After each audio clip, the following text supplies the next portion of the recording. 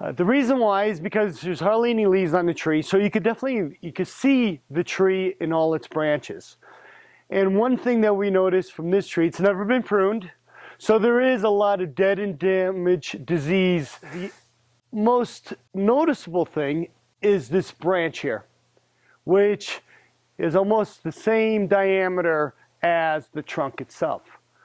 Now this branch is at like around a 20 to 30 degree angle, and the problem with that is that as the tree continues to grow, that branch is going to get heavier and eventually it will give, and where it's going to break right here at the trunk, which is going to take quite a bit of the trunk away, which will severely weaken the tree. Another problem with this branch is that when it does give, it's going to hit this individual's deck. So you do want to remove this branch. You can remove it here, but the problem with removing it here is that aspens are prone for disease. That's a pretty large wound right here.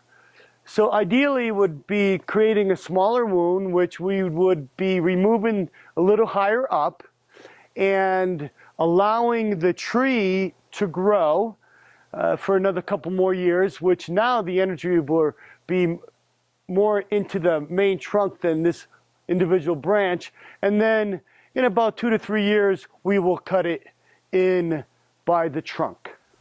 Another thing that we've noticed is there's quite a bit of suckers, and you want to remove those. 95% of the time you remove the suckers. There's a smaller percentage that you would remove the main branch because it might be damaged, it might be diseased, or just growing in a direction that you don't want to go. But what happens when you selectively remove branches, you're also creating more energy going into the branches that you want to grow. And what you're looking for is a symmetrical canopy. And by thinning out the branches, what you're accomplishing also is more airflow. And what that helps with is preventing disease and bugs to latch onto the trees.